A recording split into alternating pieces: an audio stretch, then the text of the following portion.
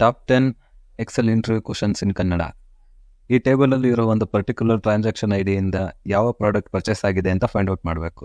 ಇಲ್ಲಿ VLOOKUP use ಮಾಡ್ಬೋದು. VLOOKUP ಟೇಬಲ್ನ ಮೊದಲ ಕಾಲಮ್ನ ಇಂಡೆಕ್ಸ್ ಮಾಡಿ ಲುಕಪ್ ವ್ಯಾಲ್ಯೂ ಇರೋ ರೋ ಅಲ್ಲಿ ಯಾವ ಕಾಲಮ್ನಲ್ಲಿ ಇರುವಂಥ ರಿಸಲ್ಟ್ ಬೇಕೋ ಅದನ್ನು ಔಟ್ಪುಟ್ ಆಗಿ ಕೊಡುತ್ತೆ. VLOOKUP ಇನ್ಪುಟ್ ಮಾಡ್ತೇನೆ. ಲುಕಪ್ ವ್ಯಾಲ್ಯೂ T5 ನಮ್ಮ ಟೇಬಲ್ ಅರೇ ಫುಲ್ ಟೇಬಲ್ನ ಸೆಲೆಕ್ಟ್ ಮಾಡ್ತೀನಿ.